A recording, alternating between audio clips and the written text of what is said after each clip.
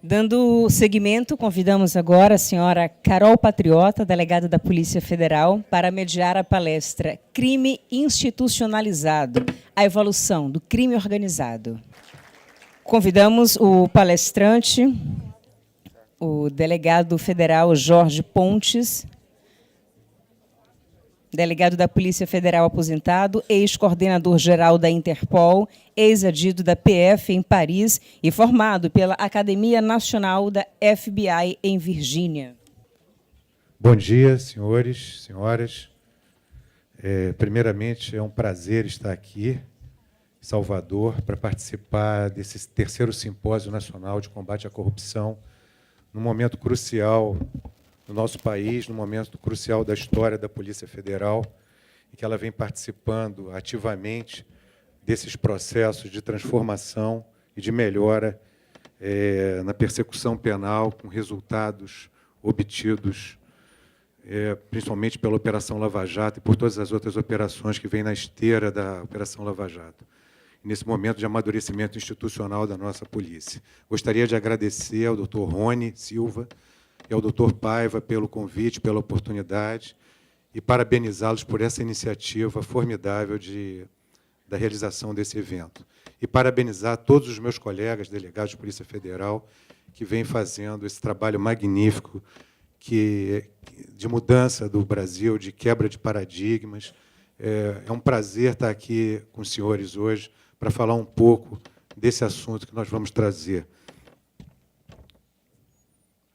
Bem, a minha palestra, a natureza é a apresentação de uma tese lato sensu, né, que é o objeto de um livro que está no prelo, já está terminado.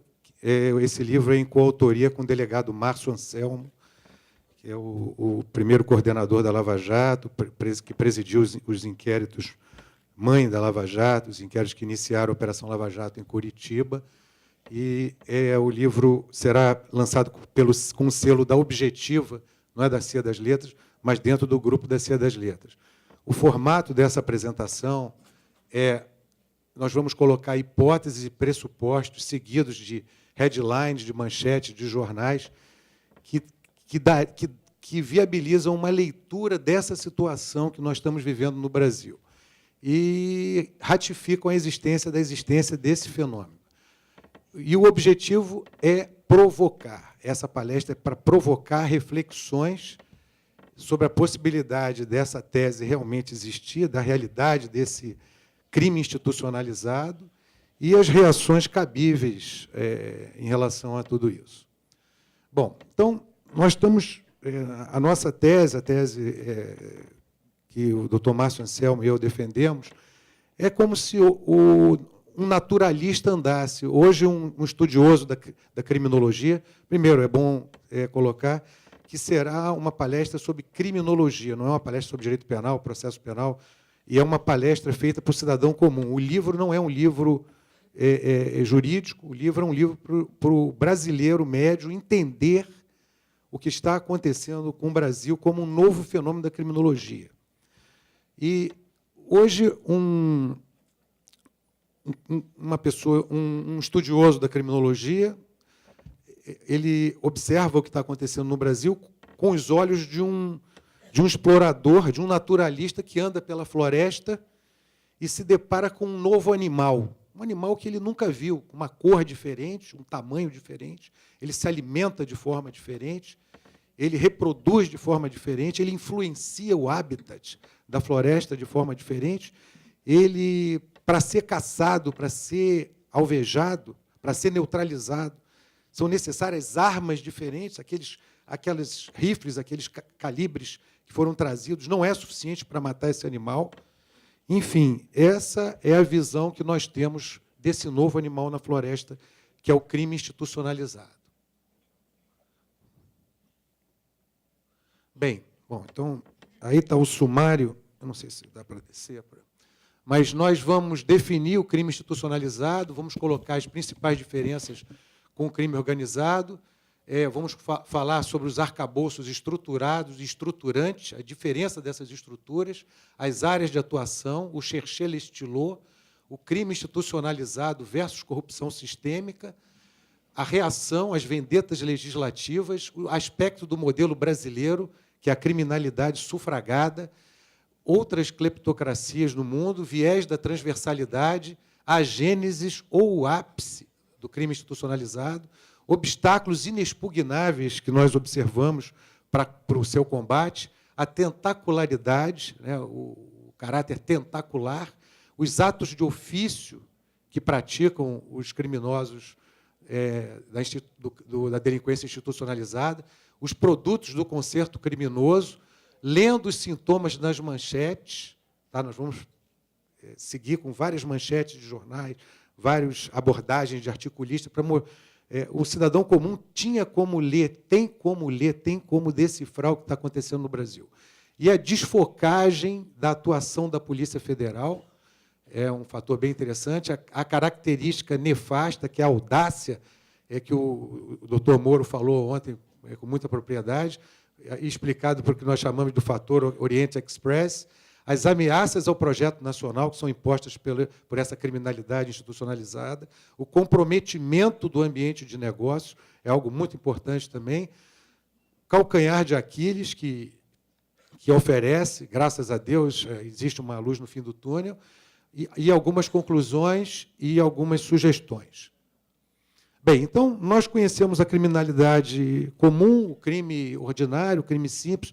O sujeito rouba, o sujeito furta, o sujeito mata, o sujeito vende uma droga, ele mesmo ali, uma droga que ele pega e tal. Tem a criminalidade organizada, que tem as definições da Convenção de Palermo, as próprias definições legais dos nossos diplomas penais e tudo mais, e os modelos mais conhecidos, as máfias italianas. No Brasil, são as facções criminosas. O jogo do bicho talvez seja o exemplo mais acadêmico do crime organizado no Brasil. E essas facções de morros cariocas, de São Paulo também, enfim, no Brasil inteiro. E a figura clássica do chefão mafioso, enfim, são os nossos conhecidos. E a criminalidade institucionalizada é um crime diferente, com características diferentes, que nós vamos hoje tentar dissecar, tentar provocar essa reflexão. Bem, nós temos a ousadia de tentar definir, para que a gente comece a entender, a gente traz uma definição, não muito acadêmica, mas essa definição, aos poucos, vai ser burilada. São crimes perpetrados por um grupo de elementos nucleares em relação ao poder público e ao establishment estatal, empresarial e social, em contraposição à figura do marginal. Esse crime lança a mão de forma estruturante, isso é muito importante, dos arcabouços governamentais e da oficialidade, sobre as quais detém comando, implicando na detenção de poder, capacidade de influência e de transversalidade, consubstanciadas pela tomada de ações formais e eivadas de legalidade sobre mais de um dos três poderes da República: executivo, legislativo e judiciário. É o crime de cima para baixo, de fora para dentro. E esse crime é o que vem tornando... Assim, eu tenho muitos contatos, tive a oportunidade de servir no exterior e de fazer parte do comitê executivo de uma organização internacional, também no exterior, durante 3 anos, e fiz amigos também em cursos que fiz no exterior, principalmente no FBI, na França e tudo mais. Hoje é difícil explicar o Brasil para um colega no exterior, para um policial, porque com a internet todos leem as notícias, o que está acontecendo. Eu peguei um táxi, eu estive na Austrália no mês passado, peguei um táxi. O motorista australiano, jovem, o sujeito australiano, virou: você é do Brasil, a situação está preta lá, de corrupção, governo. Eu falei: não é possível.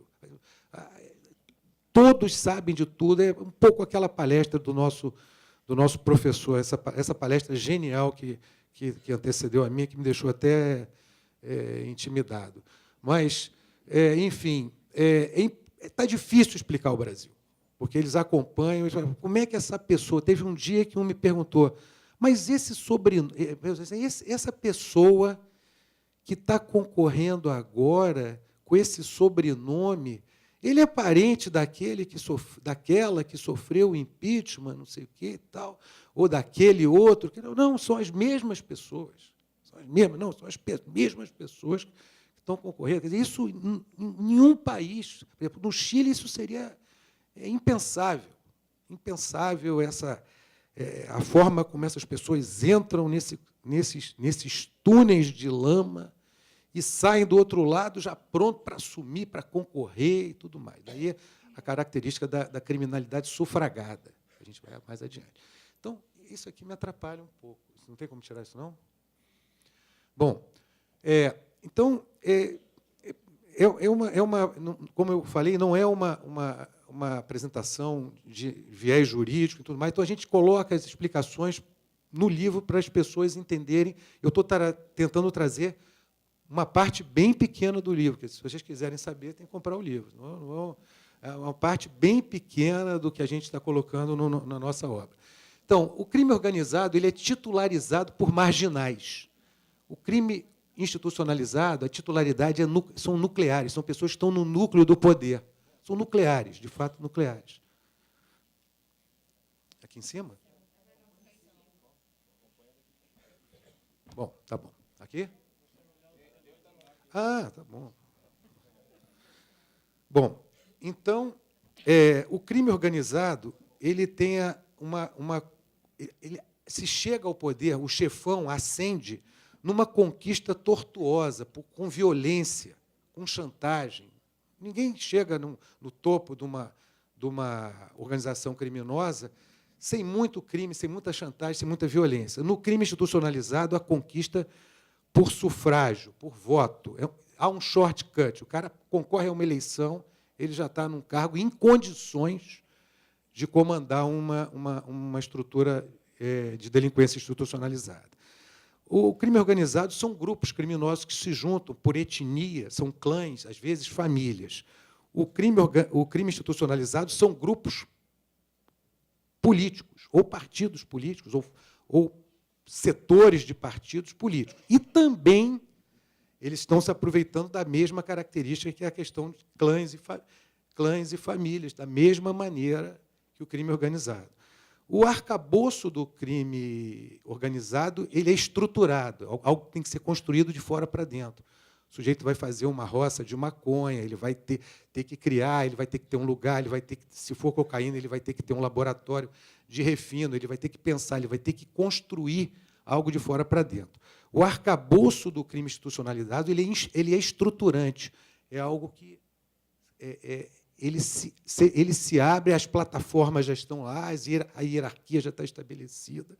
Enfim, o crime organizado ele viceja da omissão de autoridades. O crime institucionalizado ele é fruto da ação positiva de autoridades. Eles se autodeterminam a realizar aquelas fraudes, a criar aquelas organizações, a criar aqueles colchões de conforto em torno de tudo mais. Bem, a atividade central do crime organizado é ilegal. Droga, nós vamos ver, armas, roubo de carga e tudo mais. A do crime institucionalizado, a atividade central é legal. Construção de uma ponte, de um estádio. É um evento esportivo internacional de grande porte. O crime organizado conta com o apoio de agentes infiltrados. Consegue se infiltrar alguém dentro de uma polícia, de uma receita, num porto, num tribunal. O crime institucionalizado há apoio de agentes nomeados. A pessoa é nomeada no Diário Oficial. E aí a gente vai ver que a arma pesada está para o crime organizado, como o Diário Oficial é a grande arma do crime institucionalizado, com a sua capacidade estruturante, não estruturada. O crime organizado ele impõe vendetas, reação violentas, vinganças, ameaças, retomadas de território com ameaças. O crime institucionalizado ele tem uma reação institucional e as vendetas são legislativas.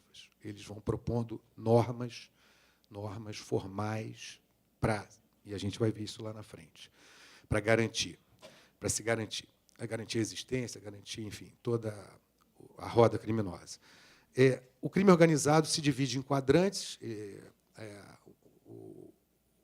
O tráfico de drogas em determinada região do Rio de Janeiro assumiu a Lapa, assumiu o Catete, parte do Largo do Machado, metade do Flamengo, um outro grupo pega Copacabana, pega o Leme, pega Botafogo.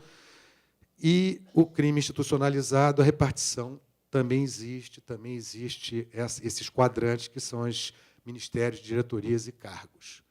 Bem, então, já falamos, a questão estruturado versus estruturante é essa forma como o crime organizado, dentro do seu casulo, estabelece braços, os seus cardeais, seus peões, suas regras, suas áreas de atuação, suas equipes de limpeza e socorro, suas plataformas de atuação e suas próprias estruturas. Está tudo desenvolvido numa plataforma formal, governamental. Ali ele só toma conta, essa diretoria, essa comissão de compras, enfim, essa secretaria, ele aproveita as plataformas.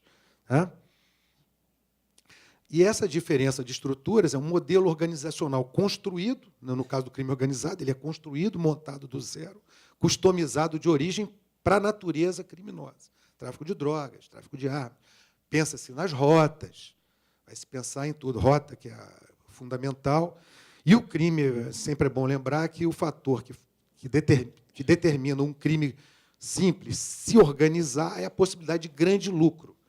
É como uma empresa pequena, você tem um botequim, e aí, de repente, ele começa a ver que 10 pessoas por minuto entrando, comprando, pedindo. Ele fala, não, tem que me organizar, tem que botar mais uns 2 caras aqui, tem que fazer um controle de estoque, não sei o quê, tem que aumentar, tem que comprar mais. Tal. E o crime é da mesma forma. Começou a perspectiva de grande lucro, o crime se organiza. E a estrutura, esse modelo estruturado, é um modelo organizacional pronto, onde as plataformas pré-existentes de hierarquia, estruturas oficiais, são tomadas de assalto.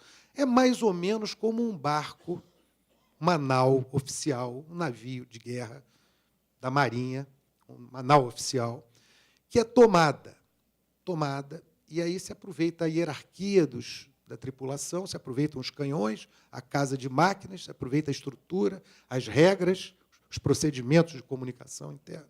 Só se muda a finalidade, até o destino, a destinação da atuação daquela nau, e o detalhe, não se bota uma bandeira com a caveira, no mastro do navio segue o pavilhão da coroa, o pavilhão oficial, que é isso que dá a grande garantia ao crime institucionalizado. Já o crime organizado é um navio feito num estaleiro às escondidas e tudo mais, e não tem bandeira oficial. Então, essa é a grande diferença dessa questão estruturada e estruturante, isso é fundamental. As áreas de atuação, crime organizado, tráfico de drogas, de arma, pessoas, tráfico de espécies ameaçadas, jogo ilegal, crime institucionalizado.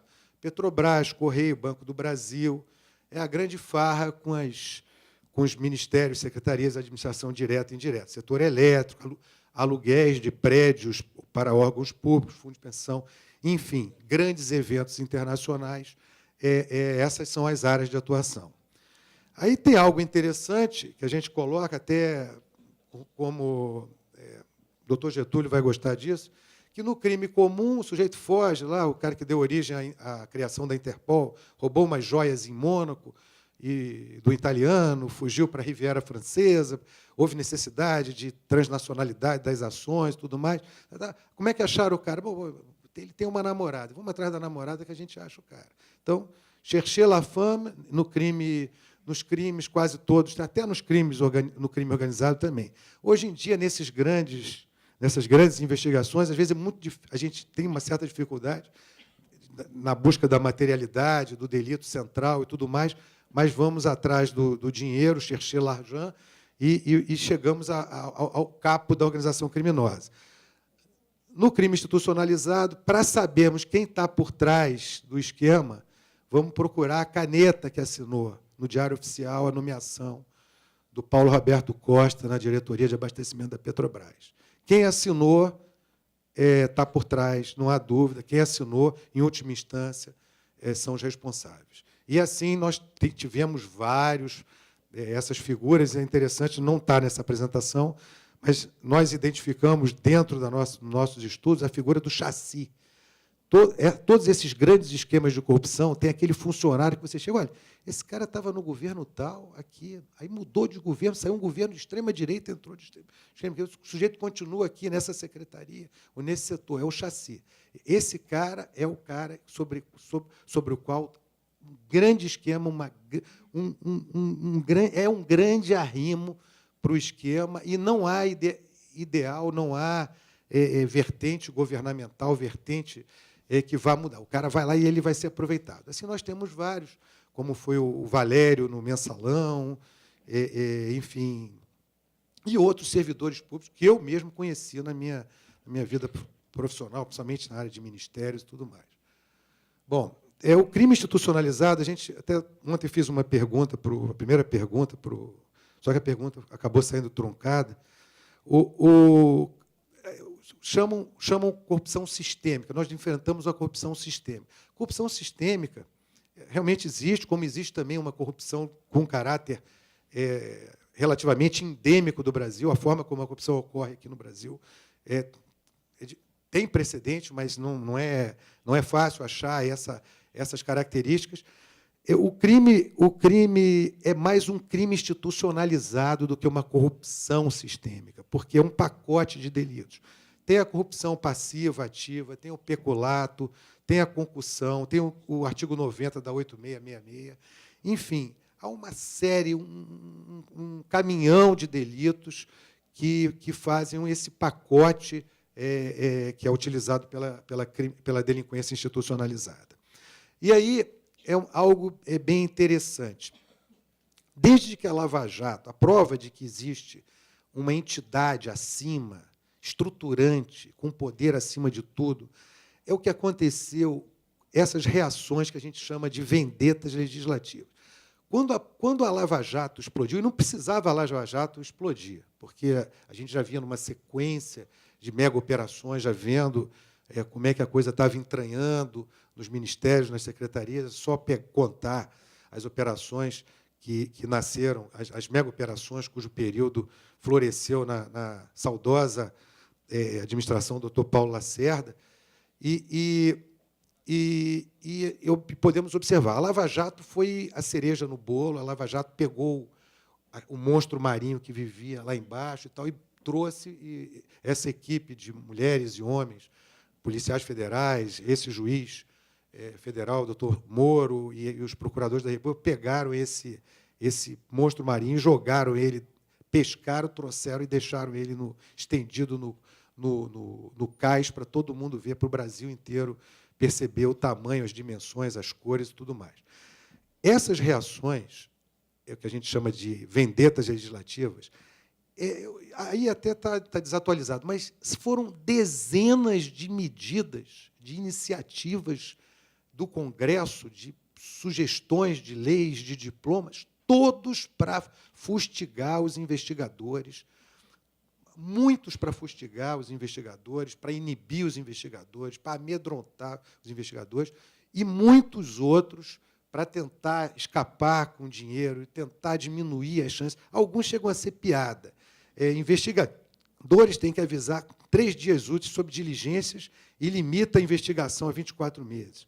Outro muda a regra de acordo de leniência e facilita retorno na contratação com o serviço público. A Lei 13.254 é uma lei importante, uma lei que vários países adotaram essas medidas, que é a repatriação, mas ela também incidiu sobre ela uma série de medidas, uma série de pitacos de intenção criminosa. A delação premiada passaria a ser feita com delator solto. Vazamento seletivo, obriga a publicidade total em caso de vazamento. Estou colocando projetos de lei, muita coisa que não passou, mas só o fato de existir, se um país sério, Alemanha, Inglaterra, florescesse uma lava-jato, olha, uma operação enorme na estatal de petróleo, imediatamente iriam ser aprovados uma fileira de medidas moralizatórias, de transparência, ia ser dado força ao magistrado, ia ser dado força ao Ministério Público, força aos policiais. No Brasil foi exatamente o contrário. A reação foi imediata para dilapidar as conquistas da Lava Jato. E estão em curso até hoje, nas mais altas esferas. Bem, aspecto do modelo brasileiro é a criminalidade sufragada. Isso é interessante. O arcabouço estruturante, essas plataformas de poder governamental, elas são conquistadas por intermédio de eleição, de voto. É o processo democrático, é o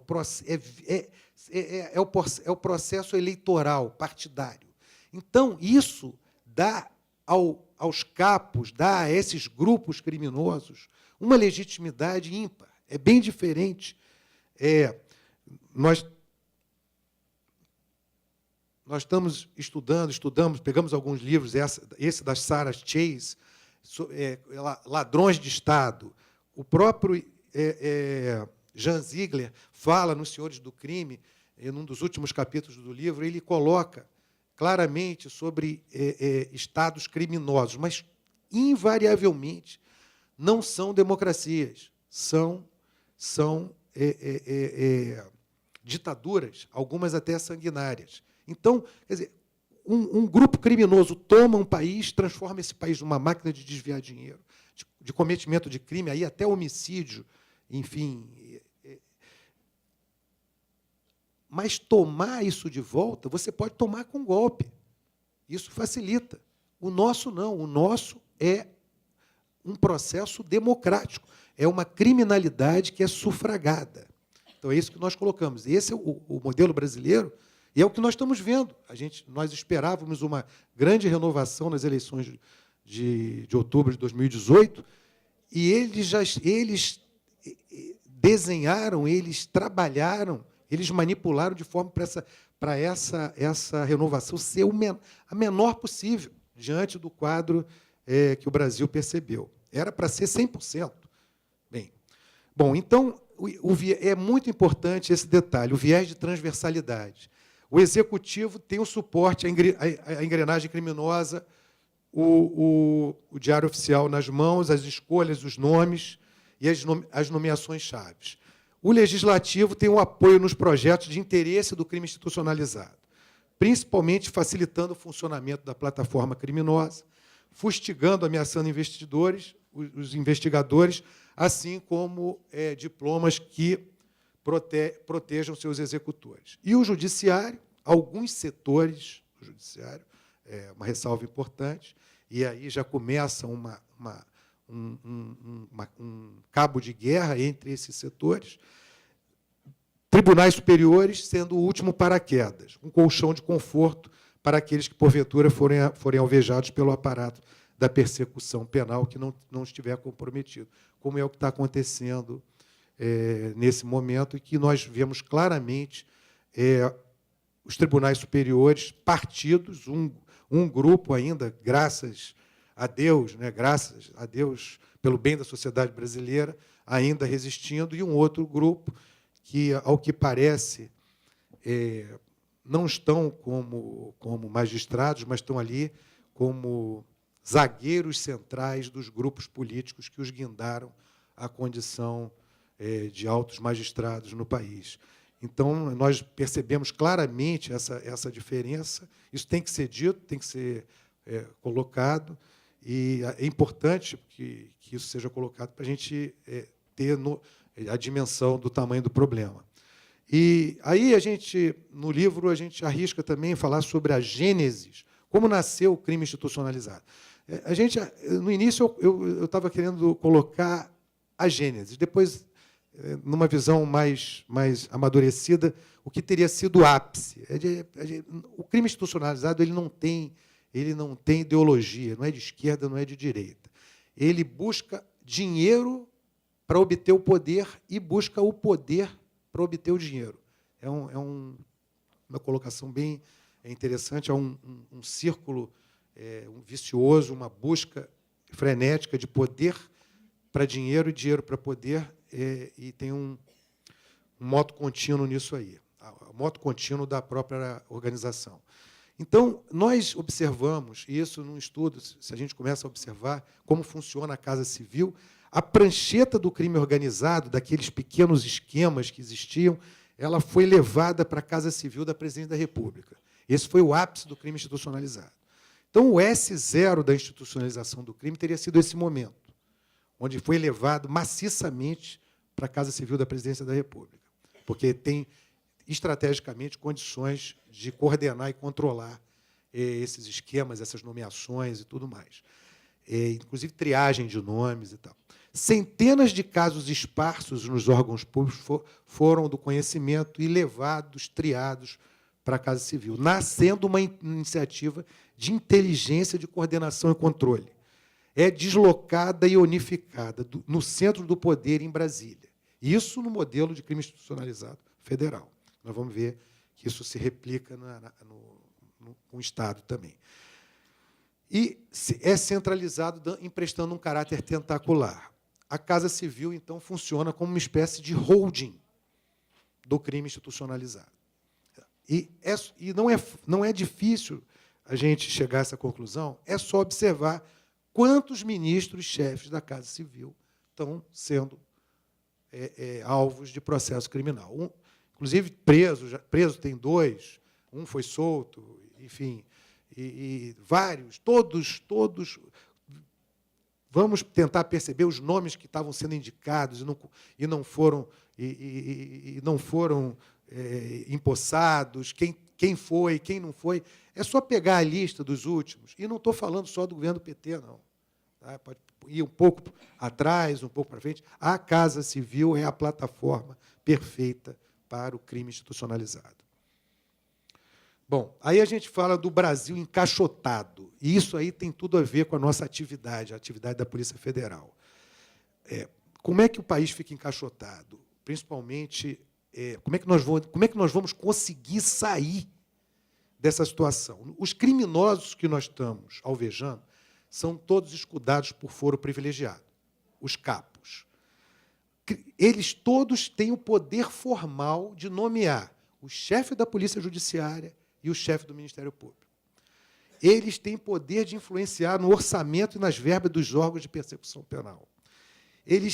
Todos têm poder formal de nomear os seus próprios julgadores. Eles têm o poder formal de aprovar as leis para garantir suas posições, se proteger, e ainda para intimidar os investigadores. Então, é um obstáculo aparentemente impossível de ser quebrado. Impossível, é quase um estupro parental. Você está dentro de casa, você é um menino de 7 anos, e o seu pai e a sua mãe te violentam. Você não tem para onde fugir. Eles fecham a janela, eles fecham a porta. Essa é mais ou menos a situação que a gente está vivendo. Então, eu vou falar um pouco do caráter tentacular, que é a transversalidade que perpassa os poderes. Daí a gente vê a replicação, o crime institucionalizado, um case perfeito é o Rio de Janeiro, do governador Sérgio Cabral. É um case perfeito, porque ele reproduziu mais ou menos a mesma situação, tem vários secretários presos. Às vezes eu me pergunto quando foi que ele achou tempo para governar, porque todos os esquemas que existiram, que alguns até existem, no Rio de Janeiro e se reproduz. E é interessante porque o governador ele tem uma influência direta também em outros poderes, mais do que o prefeito. Não estou dizendo que o crime institucionalizado não possa acontecer no nível municipal, mas normalmente aquele chefe de executivo que tem como indicar, que tem um poder maior sobre bancadas do seu respectivo legislativo e, principalmente, indicar desembargadores, enfim, tem muito mais chance de vicejar, de se formar uma plataforma criminosa institucionalizada, em que tem essa linha que perpassa outros poderes.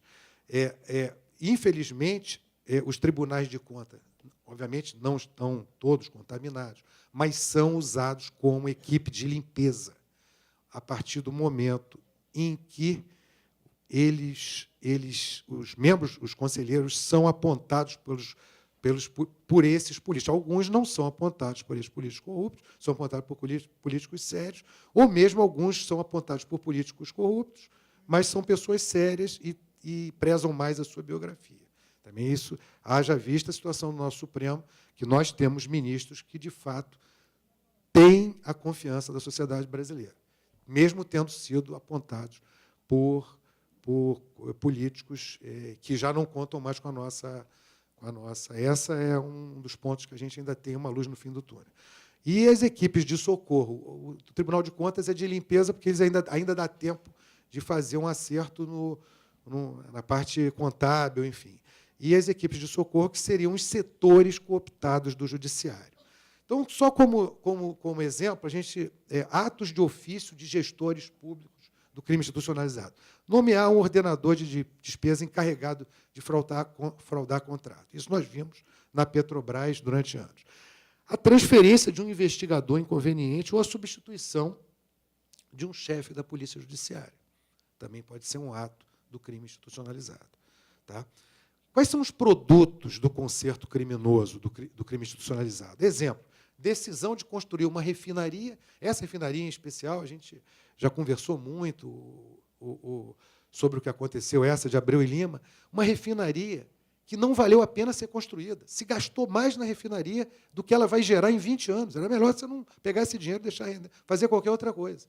Então, isso é um produto criminoso. A decisão de construir, ao invés de fazer uma Copa do Mundo com 10 estados, 8 estados, chegaram a querer fazer com 16. Eu acho que, no final, foram 12. Eu não sei. Mas isso é, sim, uma decisão do crime institucionalizado. Tá? E a gente vai ver lá na frente algo mais terrível ainda em relação a essas decisões, que é o comprometimento do projeto nacional. Um exemplo, esse exemplo foi objeto de muita discussão, discussão, obviamente, construtiva, edição de uma norma no Ministério da Justiça que obriga a Polícia Federal a informar com antecedência o local e o número de policiais que serão engajados numa operação sigilosa. Isso é um vazamento institucional de uma ação repressiva. Isso aí foi batido e ficou durante anos a fio. Anos a fio. E os delegados revoltados com isso. Nenhum delegado, em sã consciência, gostava disso. Todos preocupados. Mas nós recebemos isso goela abaixo. Bem, então agora a gente começa a ler algumas manchetes que seriam sintomas. E, olha, essa é uma teoria que eu tenho há muito tempo. Então, eu já venho colecionando essa apresentação. Vai ter uma hora que essa apresentação, quando eu subir, o cara fala, sai, porque tudo isso é déjà vu. Sai. Essa apresentação, há 3, 4 anos atrás, causava um impacto muito maior. Hoje, as pessoas já estão assistindo como quem fala, ele está dizendo o que está acontecendo. Daqui a pouco vai ser um jornal velho. Bom, a arrecadação sobe com as operações da PF. A gente vê o tamanho das operações da PF. PF desmonta fraude mundial. Isso é uma coisa interessante. Olha onde é que está saindo a matéria da PF. Olha em que caderno. Isso vamos falar na frente. PF prende secretário executivo da PES, que é o número 2. PF desvenda fraude fiscal de 19 bi. A gente fala, por exemplo, um dia eu estava conversando com um colega meu, policial da Inglaterra, o cara estava falando num negócio, uma corrupção lá de 20 mil libras. Foi um escândalo. Se você fala nesses números, eles não acreditam, simplesmente não acreditam. Né? Bom, a Lava Jato chega ao topo das empreiteiras. Aí eu vou falar de algo bem interessante que tem tudo a ver com a gente. Isso não foi percebido, ou foi percebido, mas não foi colocado dessa maneira. A polícia, o nosso trabalho, é desfocado.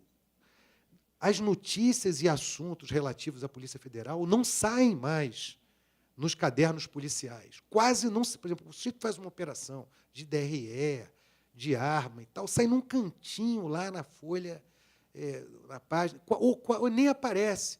A Polícia Federal só aparece no panorama político e econômico, inclusive sendo objeto de editoriais e o assunto dos principais articulistas. A Polícia Federal não está trabalhando, então deixou o Brasil algo estranho. Quer dizer, o país inteiro passa a ser um caso de polícia, porque a Polícia Federal, simplesmente, a atuação dela está detonando esquemas que estão entranhados na economia e na política. E a Polícia Federal não aparece mais nas páginas policiais. O nosso trabalho subiu, como diz o doutor Getúlio, subiu subiu todos os andares, foi para a cobertura, para o penthouse, numa visão capitalista da repressão, passou a visão capitalista e muito. Entrou no prédio público, no palácio, está no último andar, enfim, a coisa superou todas as expectativas. Então, e a gente vê isso, é bem interessante, na escolha de um novo MJ. Toda vez que entra um novo MJ, a importância da entrada desse ministro ela é dimensionada pela possibilidade da troca do DG. Primeira coisa que se fala, ninguém quer saber que apito toca o MJ. As pessoas vão querer saber quem será o DG, e não é só no nosso mundo. No nosso mundo, não, porque é natural que nós aqui nos preocupemos com isso, mas não é. A imprensa já começa a especular, todo mundo começa a especular, há um alvoroço total. E esse contorcionismo, essa complicação sintomática da escolha de um novo DG é altamente suspeito. Por que um presidente vai se complicar para escolher o seu chefe da Polícia Federal? Vocês já imaginaram o Barack Obama, não vou dar o exemplo do Trump, prefiro não dar, mas vocês já imaginaram o Barack Obama queimando a mufa para escolher o chefe do FBI? Ou Emmanuel Macron, para escolher o chefe da Gendarmerie ou da Polícia Nacional? Ou a Angela Merkel para a Bundeskriminalamt? Eles simplesmente pegam um almanaque, veem quem é o bom gestor da polícia, quem é um policial que tem um passado de grandes investigações, que foi sério, que foi sereno, que foi preciso, que acertou, que teve... E, por meritocracia, ele escolhe, não quer nem saber. Às vezes é apresentado para o cara na antessala um dia antes da posse. Passa a missão e acabou. Mas aqui, o crime institucionalizado, ele vai ter as canelas mordidas pelo próprio chefe. Então, é um Deus nos acuda. Bom, então, aí a gente passa um pouco noticiário econômico e político, a desfocagem. Polícia Federal e os intocáveis. Aí, Tereza Cruvinel, você vê coisa antiga. Sucesso e crise da Polícia Federal. Em defesa da PF. Isso aí no início, eu estava ainda na ativa, quando eu comecei a pegar isso aí. Então, cartas e cartas, editoriais, especialistas defendem conduta, Hélio Gaspari, todos os articulistas. Não há um articulista importante de um jornalão brasileiro que não tenha feito, no mínimo, 10 crônicas sobre alguma coisa relativa à Polícia Federal. E aí nós observamos aquela história do projeto de poder. O projeto de poder é um crime que visa o poder para visar o dinheiro e visa o dinheiro para visar o poder. Dinheiro público paga a farra dos partidos. Partido X recebeu 200 milhões de delator. Documentos apontam que medida provisória editada na gestão Lula foi comprada por lobby. Manchete de aparelhamento, captura do Estado capturado. Itamaraty propõe burlar lei para proteger Lula. Eu não estou dizendo que essas manchetes sejam 100% corretas, mas se metade delas estiverem acertando, já é um grande ponto para a gente acreditar. Encontro das duas rodas de uma engrenagem, dessa engrenagem. Nova prisão de José Dirceu, une Lava Jato e Mensalão. Moro liga Lava Jato a Mensalão e Celso Daniel. Lendo o crime institucionalizado nas manchetes, puro e simples, políticos investigados multiplicaram bens. No Rio, 70% dos prefeitos, 70%, são alvo de investigação. Não significa que os outros 30% não tenham cometido crime. Tem a presunção da inocência, mas não são investigados. Mas também, bom, Petrobras contratou 60% das obras por convite. Operação Lava Jato já envolve 62 parlamentares e dirigentes de partido. Isso lá atrás, isso aí somou mais. O governo atua para controlar Polícia Federal e limitar a ação do juiz, Sérgio Moro. Procurador acusa governo de tentar proteger corruptos. Bom, aí um exemplo daquilo que a gente fala. Lá atrás, eu gosto de trazer com as manchetes, para ver que o cidadão comum teve acesso a essa leitura que nós estamos tendo. exemplo de repartição de território do crime institucionalizado, sempre com viés pacificador. Você vê naquela... Quem viu a trilogia do Chefão, observa num momento complicado daquela guerra, olha, um cara matou o filho do Dom Vito, o outro matou o outro filho do outro chefão, iam acabar perdendo os filhos todos. Ele falou, olha, é o seguinte, você fica com os cassinos em Las Vegas, você fica com... Eu vou sair do Brooklyn, eu aceito vocês fazerem tráfico de droga, mas não na minha área, não sei o quê. Fizeram um acerto. O governo já distribui cargos do MDB. Sem PMDB, Dilma vai usar cargos contra o impeachment. É o viés pacificador da distribuição de território do crime. Território do crime. Porque, como disse ontem aqui o juiz, por que essa sanha de cargos? Qual o objetivo de você distribuir cargos para pessoas que nem mérito têm de estar nessas posições? Bom, aí, voltando um pouco, nós vamos ler os prejuízos, porque tudo isso causa muito prejuízo. Escândalos derrubam papéis de empreiteiras, ações da Petrobras desabam e são suspensas na Bolsa, investimentos são ameaçados, perdas de gigantes, custo da corrupção, isso vamos falar na frente. E aí nós trazemos algo interessante, perturbador, a expressão até do doutor Moro, que o Márcio comunga com isso também. A audácia desses criminosos, principalmente dos operadores, quem está no nível de operar, da operação. Eles não se intimidam, eles não recuam 1 milímetro sequer. Isso eu vi, observei isso. Inclusive quando se percebem investigados. Tá? Não arrefecem mesmo quando sabem que estão na mira das autoridades. Tá? Eu trabalhei durante 2 anos no Rio 2016 e pedi para sair 2 anos antes das Olimpíadas. Então, eu posso dizer de cadeira. Quer dizer, os caras sabem que estão sendo investigados, sabem que alguém percebeu, sabem que alguém vai denunciar e continuam a operação. Tá? Tem uma razão.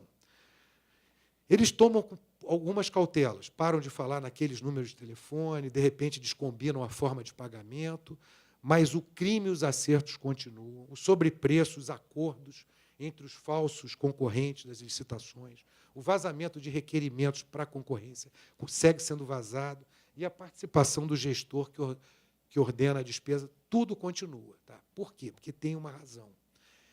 Todos estão envolvidos. O político que indicou o sujeito, indicou para o cara roubar. Então, o gestor está lá com um grupo de políticos que indicou para ele roubar.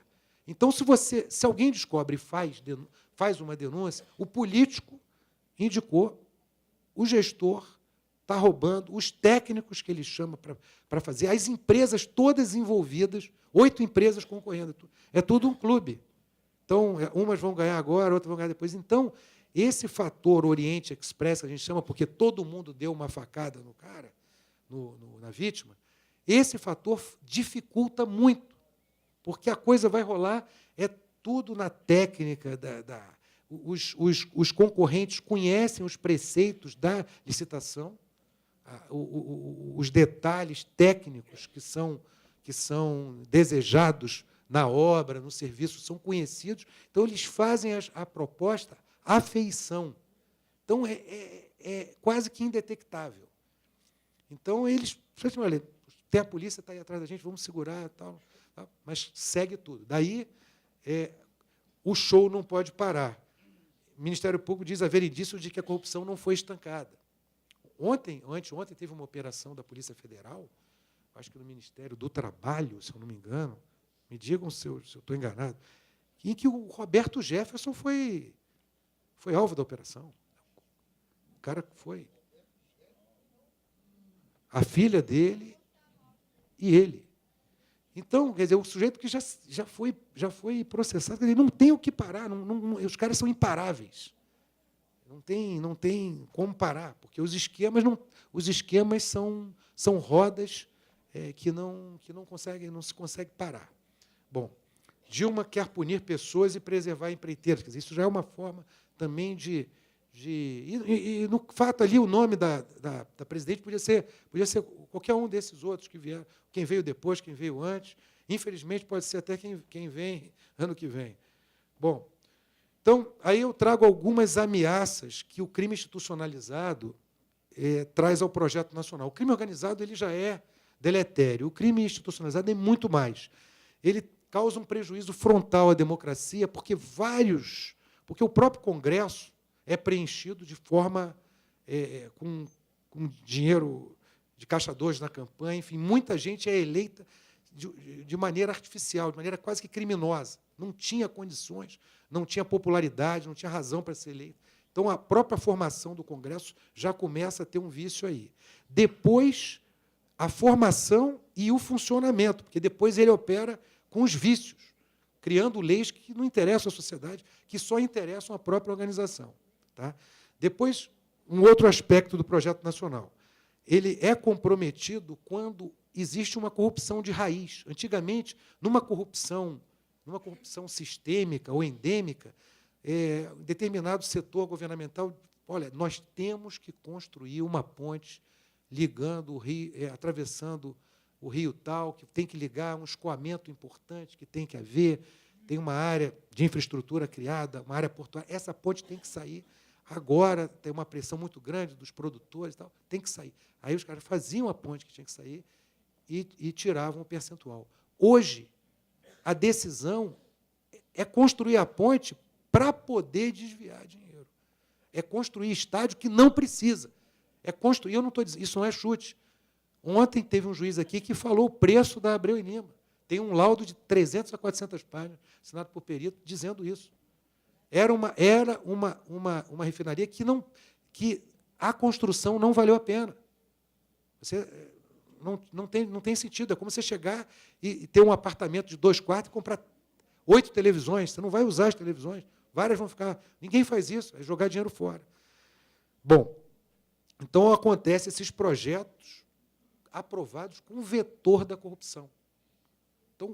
Então isso compromete tremendamente o projeto nacional.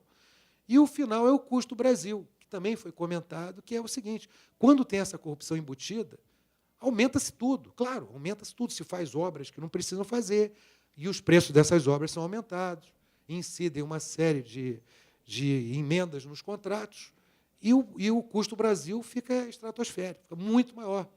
Pode ser que fique até 2 vezes maior. A gente não sabe, até porque, como bem colocou ontem o doutor Moro, isso a gente sempre colocou na Polícia Federal, na visão que a gente teve, tudo que é ilegal, tudo que é no mundo do crime, a gente não pode afirmar, olha, qual é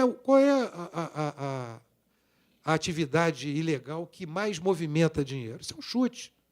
Porque se é ilegal, está nas sombras. Tudo é chute. Bom, o que foi detectado pelas estatísticas é o tráfico de não sei o quê. Tá? Bom, tudo bem. Mas você não pode afirmar categoricamente nada sobre isso. Bom, depois tem um aspecto especial em paralelo, que é o comprometimento do ambiente de negócio. Mostra bem a Operação Xepa. Foi a 26ª fase da Operação Lava Jato. Aquela que mostra o estrago da Odebrecht, que eles criaram um setor formal, uma divisão dentro da empresa formal, divisão de diretoria de operações estruturadas. Era um setor, um braço estruturado. Era praticamente uma projeção do crime institucionalizado dentro da empresa, só para tratar com propina. Isso mudava, inclusive, a filosofia. Eu ouvi alguns engenheiros dizer o seguinte, olha, se a gente chegasse e demonstrasse seriedade, ou demonstrasse pouca jogo de cintura, a gente estava em desacordo com a filosofia da empresa. Normalmente, você chega numa empresa americana, uma empresa europeia, enfim, uma empresa séria, ou que seja brasileira, e você, não, olha, aqui a regra de conduta é essa, a regra ética. Aqui, lá é o seguinte, se você chegasse demonstrando pruridos e tudo mais, você estava totalmente fora do perfil. Então, isso tudo gera desestímulo do empreendedorismo. As empresas sérias têm a impressão que, se não aderirem, vão ficar sem o mercado, queda da competência, decréscimo do nível real de competitividade, fuga de investimentos estrangeiros, inexistência de cultura de compliance, zero, ou um compliance para inglês ver, e o crescimento econômico artificial. Bem, Aí a gente coloca, isso é importante, porque na nossa visão sempre existe um calcanhar de Aquiles. Não existe o zero absoluto, aquela figura da física que você isola. O zero absoluto é a temperatura zero. Não existe na natureza algo que esteja na temperatura zero, em termos físicos. Sempre há um movimento molecular, um movimento das moléculas. Você não consegue o zero absoluto na física. E assim a gente também não consegue na corrupção. Não há um esquema isolado, porque você não consegue. Por mais que eles institucionalizaram, criaram plataformas dentro do estamento público, por mais que eles dominaram, por mais que eles tenham capturado o Estado descaradamente, como isso vem sendo mostrado pelo trabalho de vocês, eles não conseguem o zero absoluto. Sempre há um calcanhar de Aquiles, porque você não consegue fazer, você está num ambiente de um país, você tem a sociedade, então você não consegue, ou é um piloto, você tem que fazer uma viagem, você não pode ter que o piloto, a mulher do cafezinho, o jardineiro, um advogado que você precisa, até os advogados para lavagem, os especialistas em lavagem, você tem, mas você não consegue isolar, você tem um calcanhar de Aquiles. Alguém da área bancária, porque isso está sendo um cerco muito grande. Enfim, em algum momento há um flanco, há uma vulnerabilidade, e existe esse calcanhar de Aquiles, e assim a gente tem ainda alguma esperança, algum ponto de denúncias e tudo mais. Então, agora, eu faço umas reflexões, mais do que conclusões. Quando a gente fala, olha, o Brasil é um país que está dando errado. Não está dando errado. O Brasil está certo, está dando certo, porque ele foi projetado, está sendo projetado para esse resultado. Quem faz as regras, quem faz as normas, e quem tenta evitar, toda vez que aparece uma força para tentar mudar isso, para tentar quebrar esse paradigma, para tentar mudar esse destino, toda vez essas regras são reforçadas e o Brasil é um projeto que não está dando errado, está dando certo, porque ele é projetado para isso.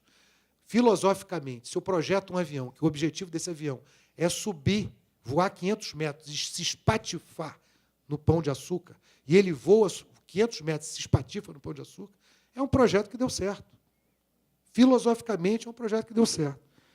Então, aí a gente chega à conclusão que a Lava Jato é uma história de persistência mesmo, é um ponto fora da curva, uma coincidência de fatores de grande felicidade para a sociedade brasileira, de instituições que amadureceram juntos, de instituições que tiveram gerações solidificando valores, academias, preceitos, enfim, de uma geração, talvez, saída do seio da classe média, enfim, pessoas que tiveram uma oportunidade de sair um pouco do país, de ver como as coisas funcionam lá fora.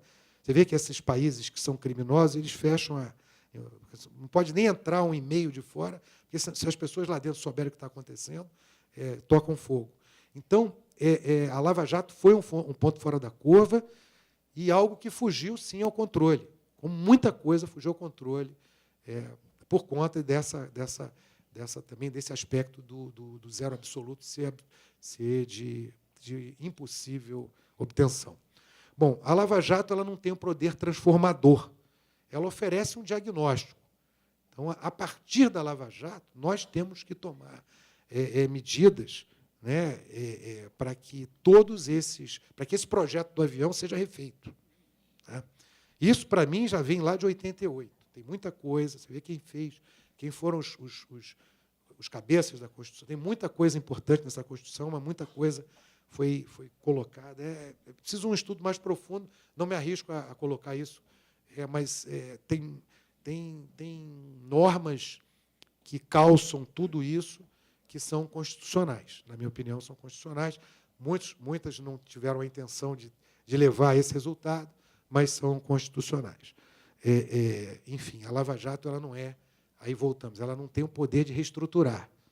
Ela é reestruturadora, ela é demolidora, ela demole, e a gente tem que perceber o que aconteceu.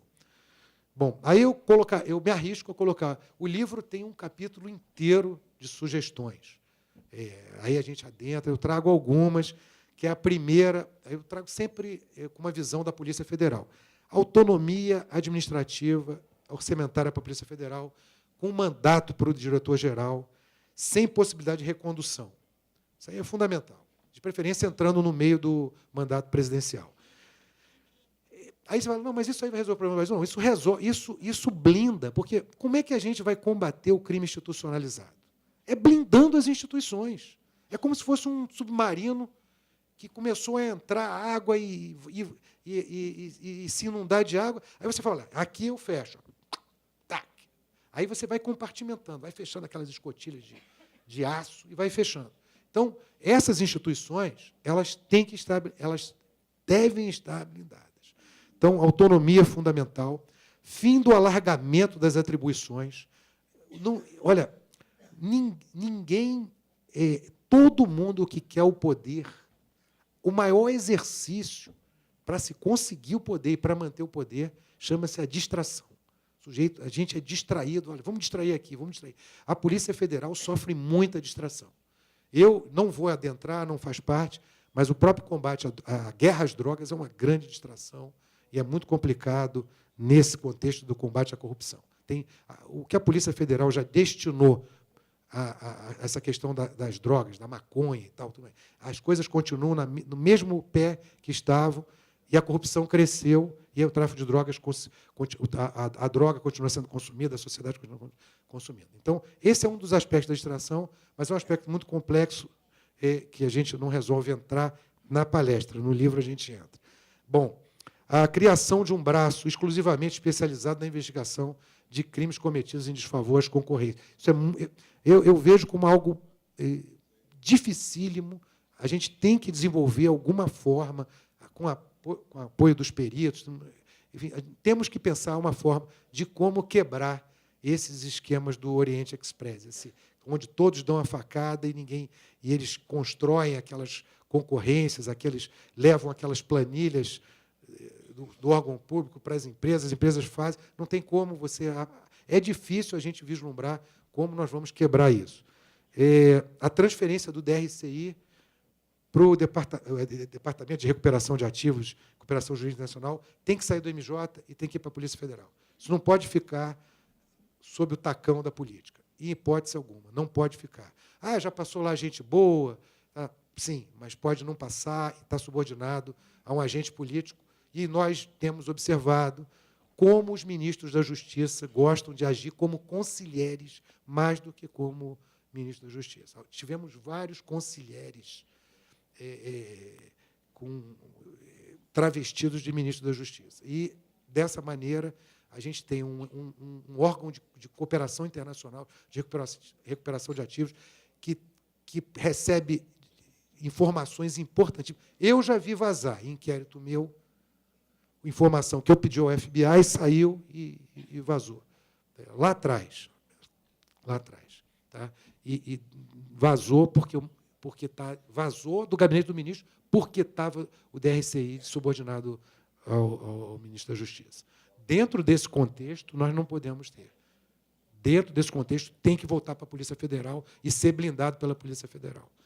Tá? Fortalecimento institucional e investimento maciço nas 27 polícias civis do país. Isso é fundamental.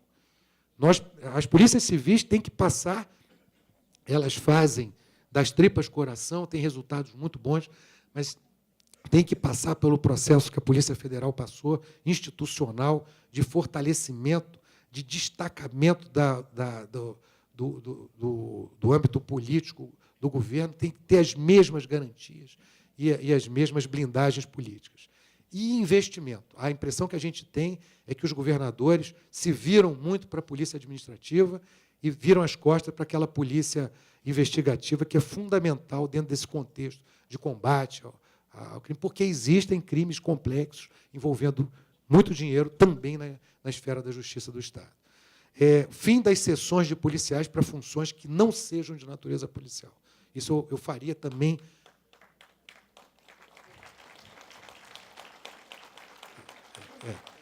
Lugar de polícia na polícia. A gente não pode deixar de atender uma Interpol, mandar alguém para um órgão internacional na Flórida que combata crime transnacional, ou para a Meripol, ou que seja, esses órgãos internacionais, porque o crime transnacional pede cada vez mais cooperação internacional. Então, não vamos ser obtusos de fechar as portas para os nossos policiais poderem trabalhar nesses organismos internacionais, até porque muito dessa visão que hoje eu só tenho porque eu andei pelo mundo. Também isso faz parte desse aprendizado. E eu acho fundamental a participação, como também em órgãos dentro do Ministério da Justiça, já que o DRCI está lá, a gente pode ali dentro, como a Secretaria Nacional de Segurança Pública, a Secretaria Nacional de Justiça, enfim. As secretarias de segurança pública, tudo bem, eu ainda estou inclinado a entender que vale a pena e tudo mais. Embora eu ache que é complicado, porque com esse nível de governantes que a gente tem, também há uma influência ruim, mas nós temos colegas muito bons, com muita firmeza, que estão equidistantes das duas forças, da Polícia Militar e da Polícia Civil, e podem fazer um papel bom de equilíbrio e tal, mas eu acho temerário, haja vista também o tipo de governador que a gente tem. Tem colega que teve uma carreira bacana, colega sério, aí ficou sendo secretário de Segurança Pública de um governador que vai preso, aí ele fica... As pessoas, a pergunta que a sociedade faz é o seguinte, ele não viu nada, então é míope. Não fez nada, então não quis fazer. Então, é complicado. Nesse mundo do crime institucionalizado, eu acho complicado. Mas, mas, como dizem lá na Escola Superior de Guerra, que a gente tem que pensar no Brasil que deve ser, um Brasil modelar. Então, eu acho que ainda poderia prestar algum serviço nas Secretarias de Segurança Pública. Bem, e o fim das indicações políticas para desembargadores e membros dos tribunais superiores. Mudança de critério de preenchimento dos tribunais. De tirar do executivo, deixar alguma coisa, pensar numa forma de mérito dos juízes ascenderem as cadeiras nos tribunais, tanto nos TJs como nos TRFs, e como no STJ, aí fazendo um colégio de desembargadores federais, estaduais, e também no Supremo. Eu acho que a gente tinha que tirar a política da justiça. Isso é muito ruim, embora nós tenhamos, obviamente, é sempre bom lembrar, temos, sim, ministros heróicos, confiáveis, que estão resistindo e que merecem a nossa confiança, o nosso aplauso, que foram escolhidos dentro desse critério. Mas temos também, infelizmente, parece que até uma maioria que pendular e tudo mais. Então, a nossa visão, nós estamos fazendo reflexões para que nós consigamos blindar a sociedade dessas investidas do crime institucionalizado. Nós teríamos que blindar os tribunais dessas escolhas. Aí seria bom tirar tirar. Bom, isso é só uma piadinha. O professor, nosso colega que me antecedeu, também gosta de umas piadinhas, mas isso é uma piada de um daqueles integrantes do Caceta, eu gosto muito daquela turma, e ele colocou, aí um político vai pedir emprego no crime organizado. O cara falou, seu currículo é interessante, mas achamos a sua ficha suja demais. Aí o criminoso organizado aqui fala, nós temos limites. Então, a gente observa, eu tenho várias dessas tirinhas, até de um cartunista pegou isso, o André Damer, ele fez tirinhas assim, geniais, praticamente percebendo tudo isso que a gente fala. Mas, por acaso, eu botei só essa hoje, depois me arrependi quando eu vi que o meu antecessor aqui botou tantas piadas, quase que eu corri e botei as minhas, mas não dava mais tempo. Aí, enfim, obrigado pela atenção. Doutor Pontes, eu gostaria de agradecer, em nome da Associação de Delegados da Polícia Federal, e falar do brilhantismo e da lucidez com que o senhor trouxe o tema aqui para a gente, trazendo, principalmente, um estratagema científico do que o doutor Moro nos relatou no primeiro dia de abertura do Congresso, né, que é do simpósio, que foi exatamente as práticas delitivas relacionadas à criminalidade institucionalizada. Nós temos várias perguntas aqui, eu vou tentar resumi-las, porque o nosso tempo não é muito longo, mas antes eu gostaria de lembrar, o senhor há muito tempo já falava desse conceito da criminalidade institucionalizada, bem antes da Lava Jato. E, inclusive, essa sua teoria foi corroborada pelo ministro Celso de Mello quando trouxe aquele jargão da captura do Estado, né? No julgamento do parlamentar, no recebimento da denúncia do parlamentar Eduardo Cunha. A gente tem aqui uma pergunta. Normalmente, a preocupação da plateia é muito voltada ao que vai ser do Brasil agora com a eclosão de todo esse sistema criminoso. E aí eles perguntam se há uma saída, se há uma solução. O senhor trouxe ali algumas luzes para a gente na sua conclusão, mas a pergunta é se as principais empresas do país estão corrigindo suas falhas e pagando pelos seus erros. Como garantir que o outro lado do balcão também faça? Se há algum mecanismo, o senhor já trouxe alguns, mas eu gostaria que o senhor falasse um pouco mais sobre esses mecanismos de combate a essa criminalidade institucionalizada. Embora a gente saiba que, como o senhor bem falou, a Lava Jato ela não foi uma solução do crime institucionalizado. Na realidade, ela foi um diagnóstico de que esse problema existe.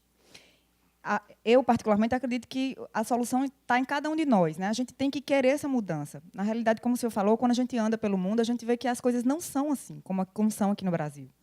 E a gente tem essa dificuldade aqui no Brasil de implementar essas mudanças. Então, gostaria que o senhor falasse um pouco sobre como é que seria a implementação dessas mudanças nesse contexto. Bom, é bem complicado, mas não há solução fora da democracia, porque a solução implicaria numa quebra institucional. E, infelizmente, um dia discutindo, no ano passado, eu tive a oportunidade de ser convidado para a Brazilian Conference em Harvard, aí é onde a gente também conversou sobre isso. E eu vi alguns companheiros de conferência dizer que, para a sociedade brasileira acordar, vai ser preciso um cataclisma realmente acontecer, algo muito mais profundo do que essas, por conta desse vácuo de educação, de consciência do que está acontecendo por parte da sociedade. A gente já não sabe mais. Hoje a gente observa, outubro de 2018, certamente é a porta para o início de uma mudança, onde a gente vai tirar... assim como a criminalidade é sufragada, chega o momento das eleições, a gente não vai escolher essas pessoas. Aí nós observamos com as pesquisas algumas pessoas que estão... Quem vai ser o governador no estado tal, no Nordeste? Quem vai ser reeleito senador? Quem vai ser reeleito senador? Quem vai ser eleito senador em Minas Gerais? Quem vai ser eleito... quem está na frente das pesquisas? Quer dizer, então, a impressão que se tem é que a educação, esse lack, essa falta de educação, essa baixa da educação formal da sociedade brasileira, essa falta de conhecimento, isso não é um problema, isso faz parte de um projeto. O próprio crime organizado ele usa essa cegueira da sociedade brasileira para se manter. Daí, como foi importante essas conquistas nefastas que eles tiveram da juventude, de um setor das universidades, de grande parte dos sindicatos. Sindicato e associação é a porta aberta para essa questão da política, para ser tomada. Então, daí toda essa história. É muito difícil, mas, com certeza, é a blindagem das instituições, principalmente as instituições encarregadas de combate.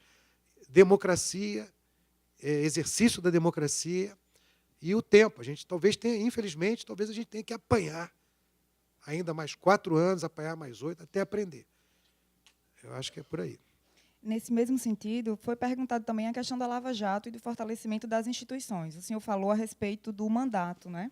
Do mandato para diretor-geral. Seria interessante que houvesse um mandato específico, de um tempo específico, para que se não confundisse com não houvesse uma livre nomeação. O senhor acha que esse fortalecimento da instituição Polícia Federal é importante para a manutenção da Lava Jato, da investigação da Lava Jato e outras investigações que ainda virão? Sim, eu acho muito importante. Eu acho, por exemplo, a estratégia que eu usaria agora, eu converso muito com procuradores da República, tenho amizade com procuradores da República.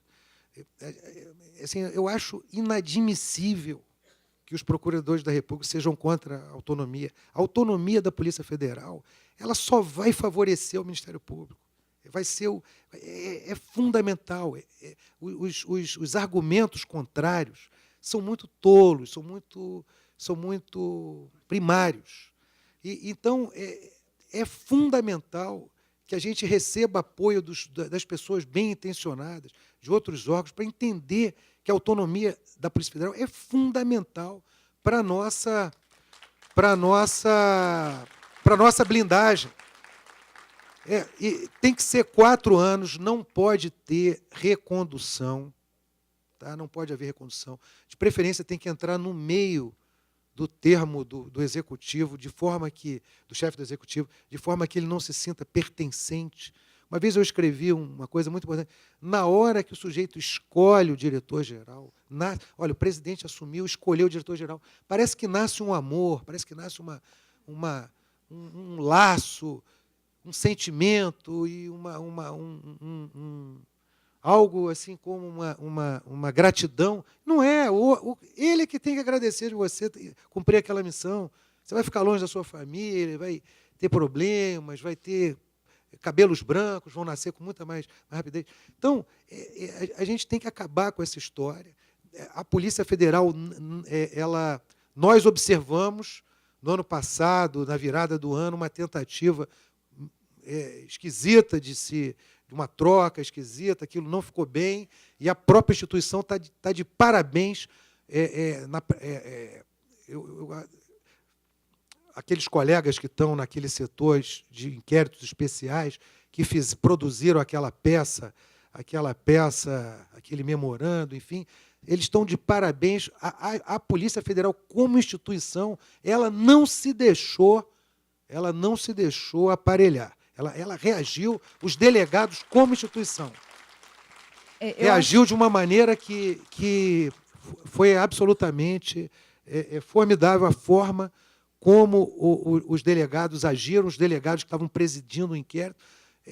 Não há hierarquia. O sujeito é o presidente do inquérito. Ele não deve satisfação nenhuma ao ministro da Justiça, satisfação nenhuma ao presidente da República, que, inclusive, muitos são os próprios alvos dos inquéritos. Como é que você vai dar satisfação ao sujeito que é alvo do seu inquérito? E eu acho que aí reside mais um dos ganhos que a Lava Jato nos trouxe, né? Que foi esse fortalecimento da Polícia Federal enquanto instituição, que exatamente rompeu com essa ideia de que o crime está institucionalizado em todas as searas. Então, ali a gente demonstrou que não existe o crime institucionalizado na Polícia Federal. A gente tem outras perguntas aqui, mas eu gostaria de ilustrar. O senhor falou sobre a questão dos estádios, da construção dos estádios na Copa, e sempre me chamou a atenção a quantidade de dinheiro que foi gasto, e eu gostaria de ilustrar, quando o senhor fala que no crime institucionalizado, a prática delituosa, ela é, na realidade, a iniciativa do contrato público.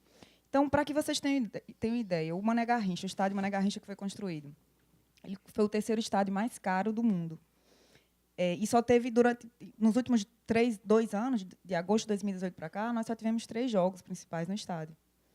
Então, que demonstra a completa desnecessidade de construção daquele estádio, como o senhor bem expôs aqui.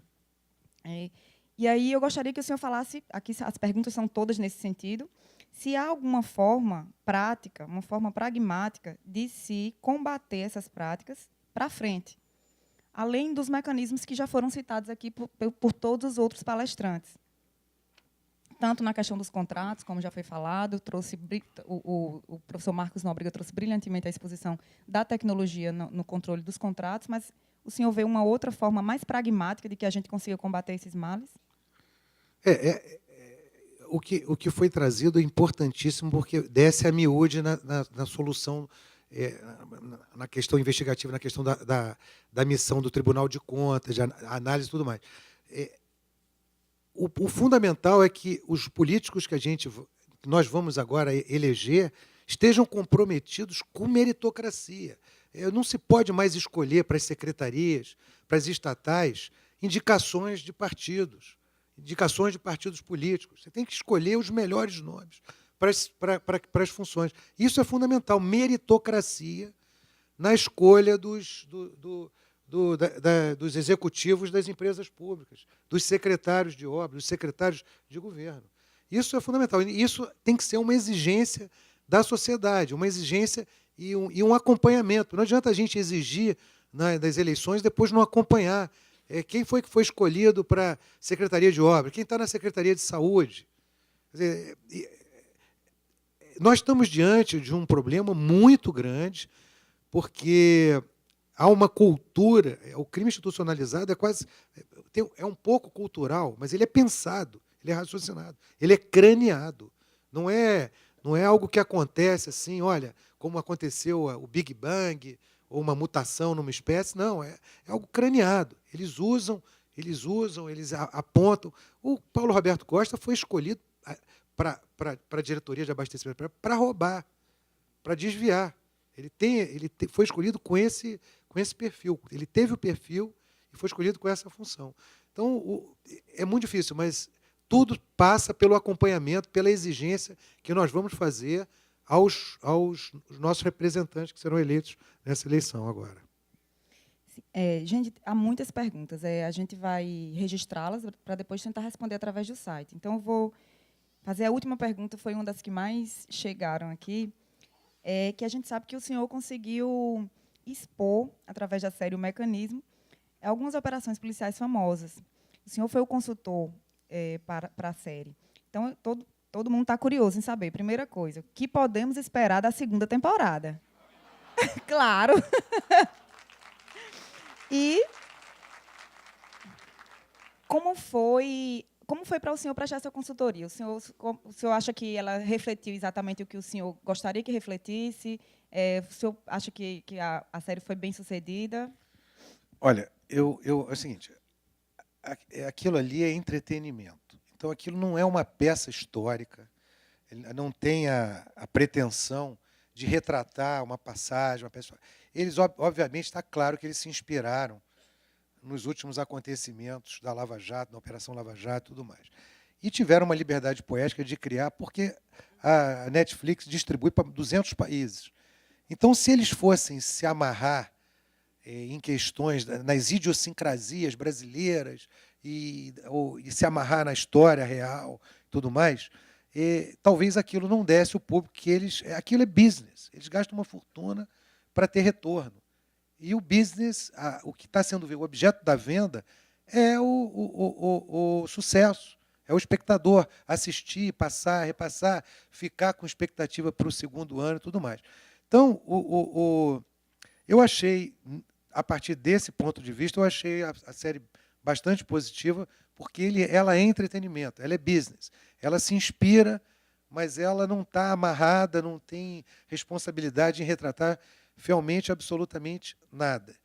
A minha participação, muitos colegas me cobram, pô, mas Pontes, como é que você deixou o cara fazer isso? Eu sou o consultor, você é consultado, eu não entro lá, não sou o diretor é o Marcos Prado, é o Zé Padilha, é eles que dirigem, a gente faz. É assim, quando tem uma dúvida, eles me perguntam, eu procuro dirimir, e eles até perguntam, olha, a gente não vai fazer, pô, o jeito que é inviável, ninguém gosta disso aí. Tal. Olha, o cara chegou e falou o seguinte, pô, mas o cara vai ser demitido assim de um dia para o outro? Você quer fazer um PAD? Então vão ser. O PAD vai ser uma temporada inteira para você demitir o policial. Olhe lá, viu? Ei, olhe lá. Então, então você explica, você coloca as coisas. Olha, assim, olha, como é que o cara vai retornar? Olha, ele pode retornar e tal, vai ter a reversão e tal. Mas a gente vai colocando, vai dando uma olhada, vê se pode, se não pode. Algumas fases, depois quando eu assisti, eu até quando assisti, falei, olha, me chamem mais, quando vocês tiverem dúvida, quando tiver alguma coisa, me chamem mais. Mas ficou muito bom, eu achei que ficou muito bom, porque o objetivo é rapidez, é resolver. O cara foi, olha, num dia ele está na polícia, no outro não está. Pronto, tem que seguir. Senão, não, como é que pode? Então, as críticas que fazem, elas são até engraçadas, porque querem que... Mas ali é para... Olha, isso aí, como é que é isso? Isso é assim. Ah, tá, então a gente não vai botar assim, porque isso aqui não vai ser atrativo. Tá? Então, a consultoria ela é muito mais passiva do que a gente pode imaginar. Eu não sou roteirista.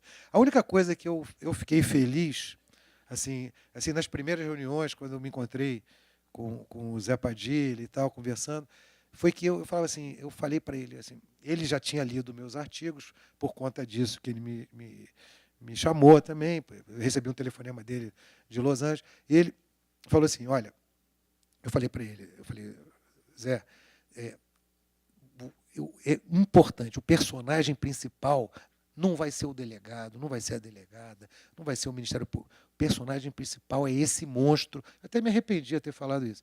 Esse monstro, porque aí ele botou, por exemplo, eu estou lançando o livro agora, mas é esse monstro que existe no nosso país, esse concerto criminoso de autoridades com poder sobre todos nós, o poder de desfazer o nosso trabalho, de nomear os nossos chefes, de demitir os nossos chefes, de vetar as nossas verbas. Esse tem que ser e o mais, verdade seja dita, uma coincidência, ele tinha essa ideia também. Então, eu não vou aqui dizer que fui eu que... O Padilha tinha visão. O Padilha é um sujeito, cidadão do mundo, ele tinha uma visão. Até um dia a gente discutiu, eu falei, não, eu falei, mas você falou, mas não escreveu. Eu falei, mas ele já tinha essa visão. Ele já tinha a visão da existência do mecanismo e tudo mais. E ele fala assim, olha, eu nunca escrevi como você escreveu, com todas as linhas, mas se você assistir a última cena da Tropa de Elite 2, eu dou a entender. E ele dá mesmo a entender. Então, ele já tinha, foi uma coincidência e tal. Ele leu os artigos, ele gostou, a gente trocou. Na minha opinião, a equipe é genial. A Helena Soares, os atores são geniais, o Marcos Prado é genial e o Padilha também. Eu acho que é um trabalho maravilhoso. Eu tive muito prazer. E a segunda temporada vai ser de arrebentar. Assistam. Bom, mas melhor vai ser o livro que o Márcio Anselmo e eu estamos escrevendo. Sem dúvida. Bem melhor. Em breve nas livrarias. E o mais importante, não... o livro que tem compromisso, não tem liberdade poética. Ali a gente está estritamente dentro da... Esse livro da não nossa... é uma ficção, né? Não é uma ficção. Esse livro não é uma ficção. Bom, doutor Pontes, eu gostaria imensamente de agradecer aqui a sua presença. Parafraseando um colega sobre a palestra de Natália Masson ontem, eu gostaria de dizer que o senhor nos trouxe aqui um clarão meteórico, como ele disse, e do ponto de vista científico do crime institucionalizado. A gente falou muito sobre o pragmatismo do crime institucionalizado, mas nos faltava, e principalmente aos estudantes que acompanham aqui hoje a gente, nos faltava essa visão científica, delimitação desses conceitos, como o senhor falou, de criminalidade. Então, agradeço imensamente a sua participação. Aprendemos muito aqui na manhã de hoje e me sinto muito honrada de estar aqui representando também as delegadas de Polícia Federal, que são poucas, mas são fortes. Obrigada. Obrigado. Convidamos neste momento o senhor delegado da PF de Uberlândia, Minas Gerais, o senhor Sérgio Murilo, para que possa fazer a entrega do certificado e também do troféu com o símbolo do nosso evento. A senhora Carol Patriota, mediadora, e também ao nosso palestrante, delegado Jorge Pontes.